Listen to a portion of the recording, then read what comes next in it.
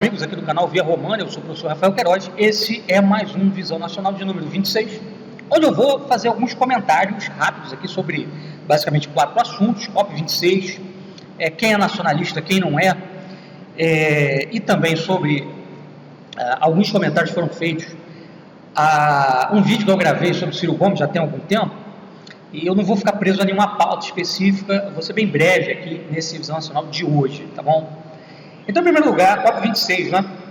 O que é isso, basicamente? Né? A tentativa de destravar aquele projeto do Reset, que não foi para frente, aquela ideia de capitalismo verde. Tá? O Bolsonaro chegou a assinar aí um compromisso em relação à redução da emissão de metano pelo Brasil. O Mourão ontem chegou a dizer que a pecuária no Brasil vai ter que reduzir em 30% a emissão de metano. E muita gente começou a se perguntar, né? Muita gente da direita, muitos nacionalistas, patriotas, começaram a se perguntar se o Bolsonaro não se rendeu de vez, né, ao globalismo. Bom, a gente já até, lá no nosso blog, Catolicidade, chegamos a discutir essa questão de se o Bolsonaro é um patriota, se ele é um globalista, né, que tipo de patriotismo é esse que ele defende, enfim, que tipo de antiglobalismo é esse, o qual ele representaria. E nós chegamos à conclusão que, na verdade, o Bolsonaro não é antiglobalista coisa nenhuma, porque ele é a favor da globalização econômica, que é um dos aspectos, um dos elementos, talvez o principal elemento do globalismo. Né? Quer dizer, esse pessoal critica certas medidas políticas globais, como, por exemplo, esse imposto global que está aí, mas não vai ao cerne do problema, que é de natureza econômica, ou seja, a causa é a globalização econômica. Né?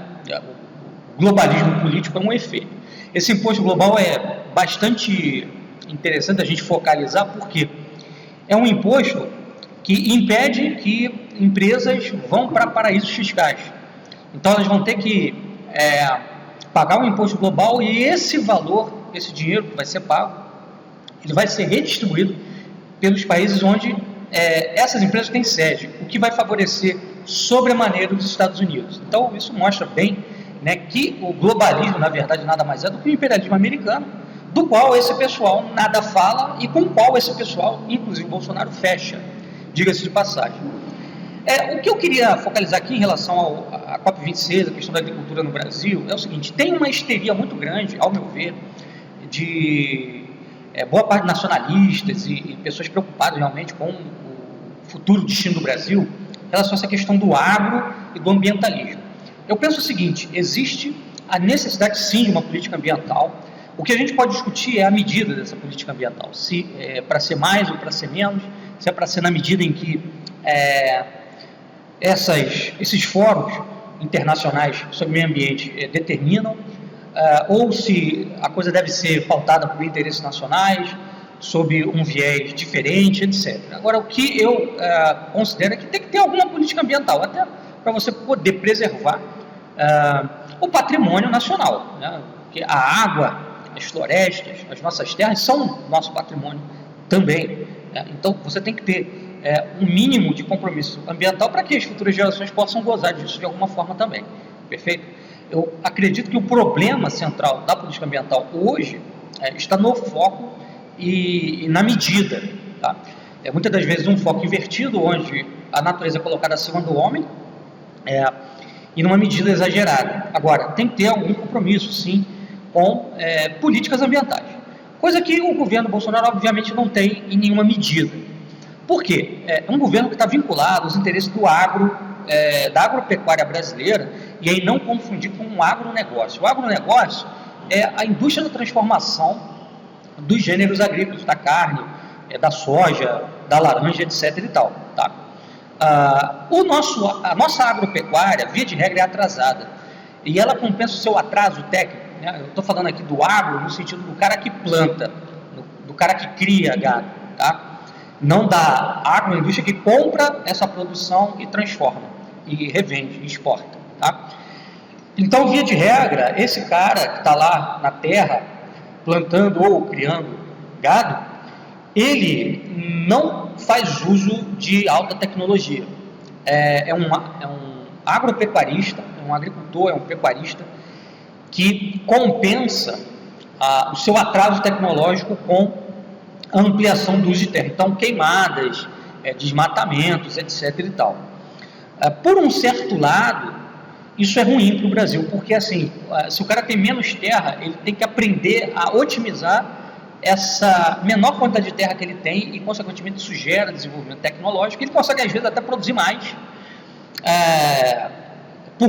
com menos do que simplesmente ampliando o seu espaço físico.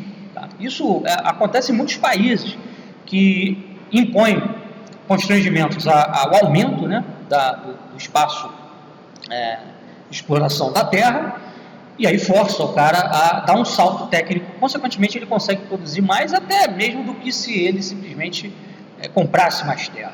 Tá? Só que essa discussão no Brasil é hoje basicamente impossível. Você vai falar isso, as pessoas já pensam logo que você é alguém que está fechado com uma pauta ambientalista internacional. Tá? E outra coisa que tem que ser lembrada também, né, assim, o fato do Brasil ampliar o uso, a exploração das suas terras, aumentar a sua fronteira agrícola, não vai trazer nenhum salto econômico para o Brasil. Tá? Agro não traz salto para o país, só o agro, né? Claro, o agro é importante, eu não sou contra a ampliação da fronteira agrícola, desde que seja feita, obviamente, dentro de uma plataforma de desenvolvimento nacional, também com uma atenção ao meio ambiente, em vista das futuras gerações do nosso país. Tá? Mas, assim, o que acontece é que esse pessoal não quer, esse pessoal que o Bolsonaro está alinhado, não quer nem ouvir falar de lei ambiental, mesmo se for sob viés nacionalista, etc. e tal. Tá? E agora mesmo, né, nós estamos bombando do ponto de vista agrícola, mas continuamos na lama. Quer dizer, o Brasil não está não está vendo nenhum salto econômico qualitativo por causa de agropecuária bombar.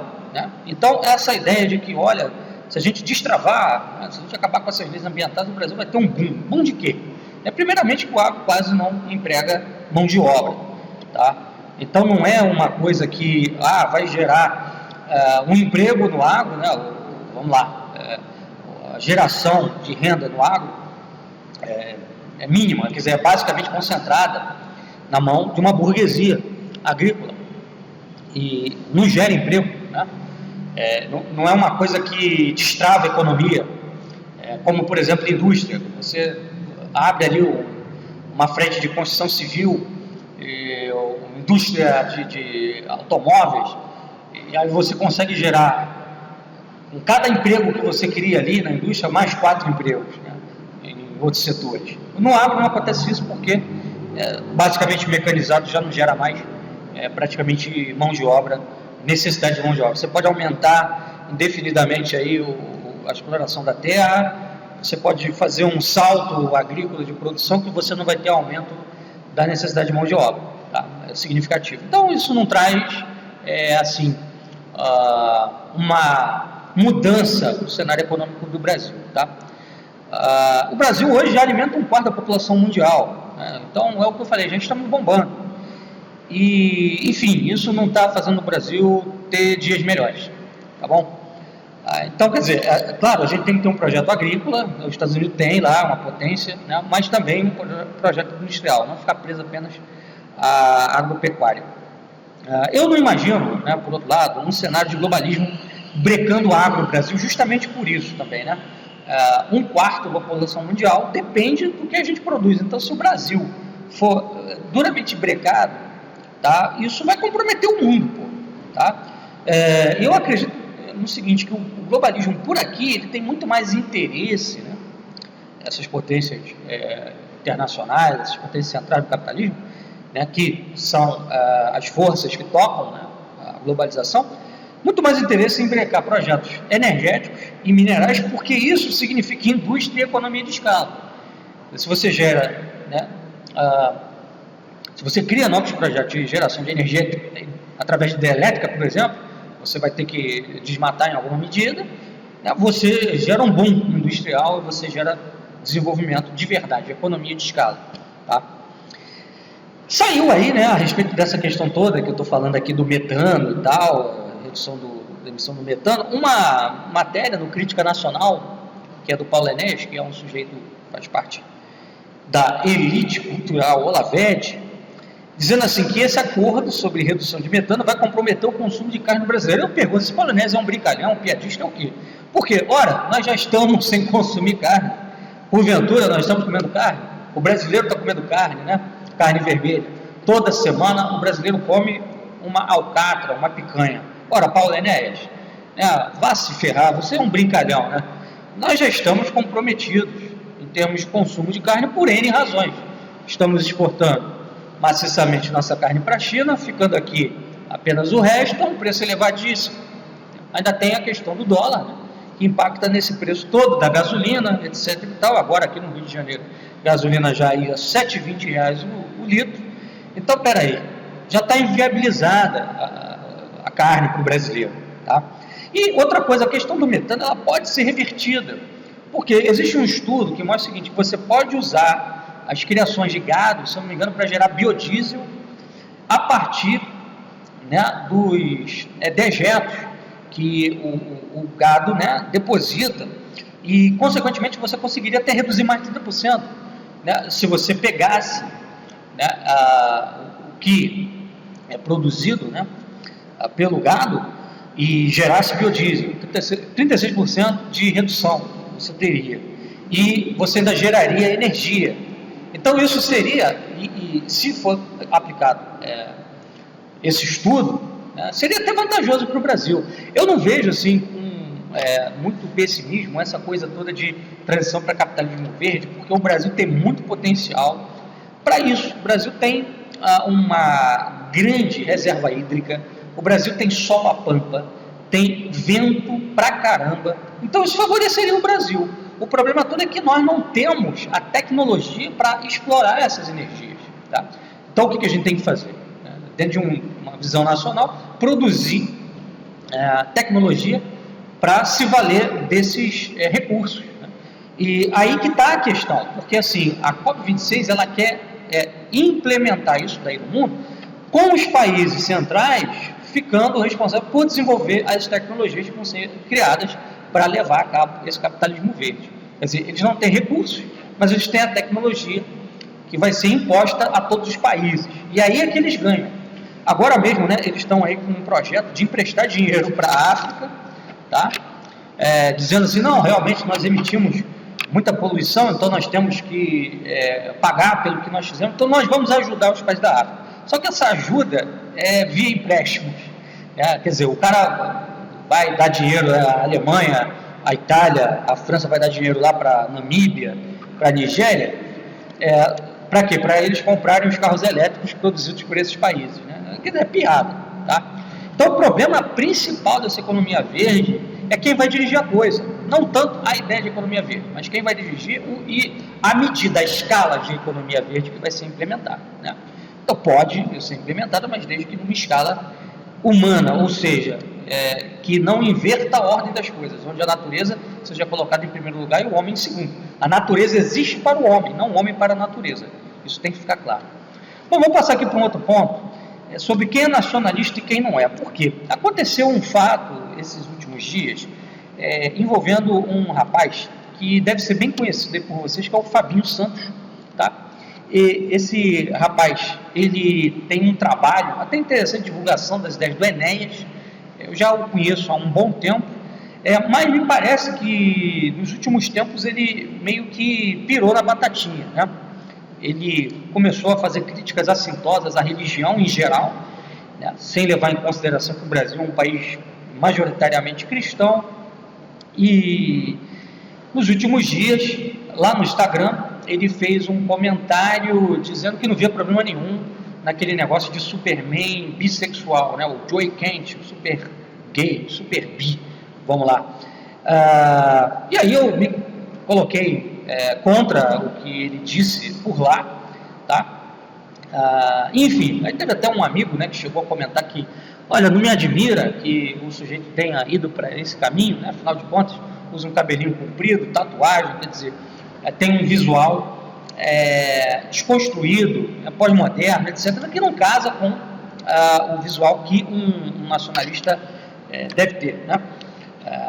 Pois nacionalistas prezam, em alguma medida, por tradição, etc. E não é tradição o homem se vestir e se portar dessa forma. Então, assim, eu queria, a partir desse fato, né, fazer uma reflexão sobre o que está acontecendo na cena nacionalista brasileira, ou pseudo-nacionalista, né, que é o seguinte: a gente precisa limpar o terreno, né, e deixar claro quem é nacionalista e quem não é. Por exemplo, dias atrás também veio uma matéria aqui, chegou uma matéria, um artigo da Nova Resistência da NR, né, que aliás é um movimento internacional, não é um movimento nacionalista, é internacionalista, dizendo aqui, assim, que a esquerda abandonou pautas nacionais. Eu quero saber o seguinte: quando é que a esquerda teve pautas nacionais? Não existe esse negócio de nacionalismo de esquerda nem de direita. O nacionalismo não é nem de esquerda nem de direita. O nacionalismo é sui generis. O nacionalismo é uma terceira posição política, não tem nada a ver com esquerda e direita. Esquerda e direita são universalismos, não são nacionalismos. Não tem absolutamente nada a ver com nacionalismo, tá? A direita é o universalismo da liberdade, que é a liberdade colocada acima de tudo, tá? E a esquerda é o universalismo da igualdade, tá? Então, não existe isso de a esquerda no passado tinha pautas nacionais. Quando? Nunca teve.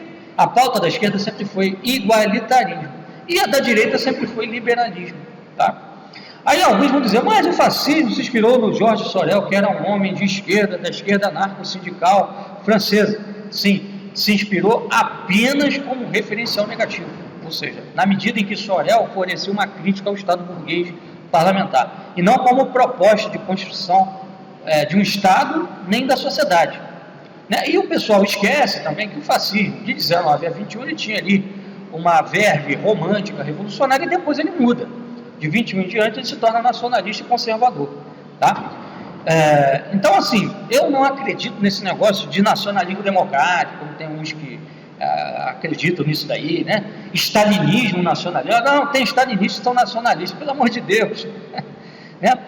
Nem nacionalismo meramente econômico, que é um outro problema também que existe no meio nacionalista aqui no Brasil.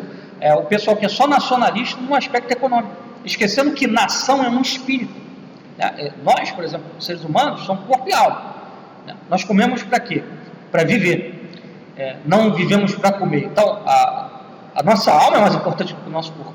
A nossa vida é maior, né, do que o alimento que sustenta a nossa existência. Então, quer dizer, o nacionalismo econômico é uma parte do nacionalismo, não o nacionalismo. E tem pessoas que estão unicamente nesse terreno, nacionalismo econômico. Não, o que é nacionalismo? É soberania e desenvolvimentismo. Mas, pelo amor de Deus, né? O Brasil é uma civilização, o Brasil é um projeto civilizatório, diga-se de passagem, né? Que tem relação direta com um elemento religioso, católico, etc. e tal. O processo de unificação, de construção da nação brasileira envolve a união de três raças em torno de uma só fé, né? A fé católica. E é esse pessoal, né, vê o Brasil sob viés meramente econômico, que é uma das limitações, inclusive, do pensamento do Enéas, que, obviamente, eu respeito muito, a figura fantástica e emblemática, né, da história do nacionalismo do Brasil, mas tinha um nacionalismo capenga, tá? Capenga por quê? Olhava a questão apenas pelo aspecto do soberanismo, do desenvolvimentismo. Tem que ir para além disso, né? O Brasil, ele é um projeto civilizatório sobremaneira fruto do papel da igreja, fruto do esforço jesuítico. Tá? Reis e colonos estavam muito mais preocupados com a empresa mercantil, com a exploração da terra, ou seja, com o processo econômico. A igreja estava preocupada com o processo civilizatório, a construção de uma sociedade, né? Então, quer dizer, eliminar, né, da reflexão nacional brasileira o elemento católico e focar só em nacionalismo econômico, isso daí não é nacionalismo, tá? Isso daí não é nacionalismo, que é um problema que existe à esquerda, né, numa esquerda que se acredita nacionalista, né, mas não é porque é capenga e fica só nesse nacionalismo econômico, e numa direita, tá, que também preconiza um patriotismo nacional capenga, que fica só no plano dos costumes, como se você pudesse defender costumes e tradições sem uma base econômica, sem uma estrutura econômica. Você precisa das duas coisas, né? Bom, eu queria agora, rapidamente, responder aqui a algumas críticas feitas a um vídeo meu sobre o Ciro Gomes. Teve um sujeito chamado Luiz Bernardo que veio aqui eu até conheço ele de outros carnavais, veio aqui no canal dizer que eu estava passando pano no Ciro, que o Ciro seria marxista e que ele defende uma revolução marxista no Brasil, tá? E que o conceito dele de relação capital e trabalho não é o conceito da doutrina social da igreja, mas sim da supremacia do trabalho sobre o capital. Daí eu mostrei para ele que na Laborem Exercens, documento de João Paulo II, Papa, documento que faz parte da doutrina social da igreja, lá diz que o trabalho tem primazia sobre o capital, porque inclusive o capital é fruto do trabalho, né? Então essa doutrina de supremacia do trabalho sobre o capital não é marxismo. O que o marxismo preconiza é a eliminação do polo capital, né? Até onde eu sei, o Ciro não preconiza isso. Se ele preconiza, alguém me prove, tá? Um ponto que eu queria deixar claro é o seguinte, que esse vídeo que eu fiz do Ciro Gomes não é para defender o Ciro Gomes, é para analisar o Ciro Gomes. O pessoal acha que qualquer elogio que a gente faça a um elemento aqui e ali do pensamento do cara já é um endosso, já é um apoio. Deixem de ser burros, por favor, tá? Peguem esse vídeo aí, a partir do minuto 3:44, né? Minuto 3, 44 segundos, eu começo a fazer uma crítica ao Ciro Gomes, dizendo que eu não sei, eu não conheço o Ciro Gomes. O Ciro Gomes já mudou de posição várias vezes, então eu não sei quem é o Ciro Gomes. Para ver se eu estou ali fazendo apoio, endosso, mandando alguém votar nele ou não, tá? Então, pessoal, era isso que eu tinha para falar hoje. Até a próxima, um abraço.